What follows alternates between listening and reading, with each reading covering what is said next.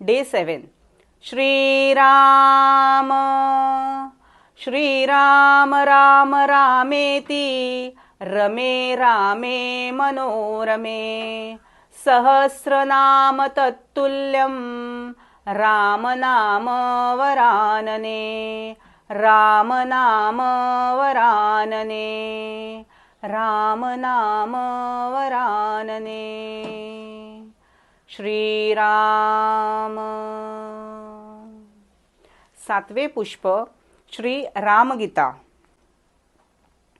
एवं विधि ज्ञानमये सुखात्मके कथं भवो दुःखमयः प्रतीयते अज्ञानतोऽध्यासवशात् प्रकाशते ज्ञाने विलीयेत विरोधतः क्षणात् यदन्यदन्यत्र विभाव्यते भ्रमाद् अध्यासमित्याहुरमुं विपश्चितः असर्पभूते हि विभावनं यथा रज्ज्वादिके यद्वदपीश्वरे जगत् विकल्पमप्यायरहिते चिदात्मके हंकार एष प्रथमः प्रकल्पितः अध्यास एवात्मनि सर्वकारणे निरामये ब्रह्मणि केवले परे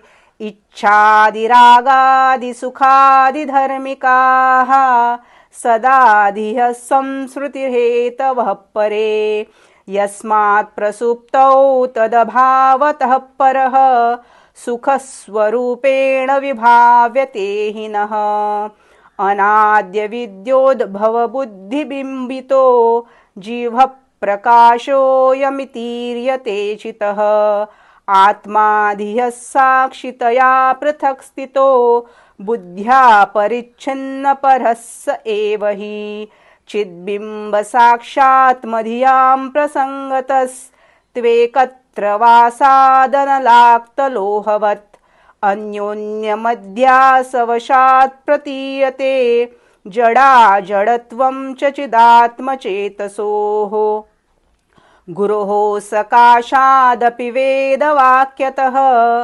सञ्जातविद्यानुभवो निरीक्षताम् स्वात्मानमात्मस्थमुपाधिवर्जितं त्यजेदशेषं जगदात्मगोचरम् प्रकाशरूपोऽहमजोऽहमद्वयो सकृद्विभातोऽहमतीव निर्मलः विशुद्धविज्ञानघनो निरामयः सम्पूर्ण आनन्दमयोऽहमक्रियः सदैव मुक्तोऽहमचिन्त्य शाक्तिमान् अतीन्द्रिययज्ञः सदैव मुक्तोऽहमचिन्त्य शक्तिमान् अतीन्द्रियज्ञानमविक्रियात्मकः अनन्तपारोऽहमहर्निशं बुधैर्विभावितोऽहं हृदि वेदवादिभिः एवं सदात्मानमखण्डितात्मना विचारमाणस्य विशुद्धभावना हन्यादविद्यामचिरेण कारकै रसायनं यद्वदुपासितं मृजः. श्रीराम. जो या प्रकारे ज्ञानमय आणि सुख स्वरूप आहे त्यात ह्या दुःखमय संसाराची प्रतीती कशी होऊ शकेल? हे तर अध्यासामुळे अज्ञानानेच दिसत आहे. ज्ञानाने तर हे एक क्षणातच लीन होत असते, कारण ज्ञान आणि परस्पर विरोध आहे. भ्रमाने जी अन्यात अन्याची प्रतीती होते तिलाच विद्वानांनी अध्यास म्हटले आहे.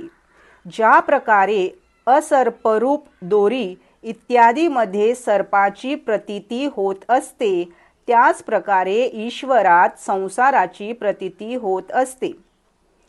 जे विकल्प आणि मायेपासून रहित आहे त्या सर्वांचे कारण निरामय अद्वितीय आणि चित स्वरूप परमात्मा ब्रह्मामध्ये प्रथम या अहंकार रूप अध्यासाचीच कल्पना होत असते.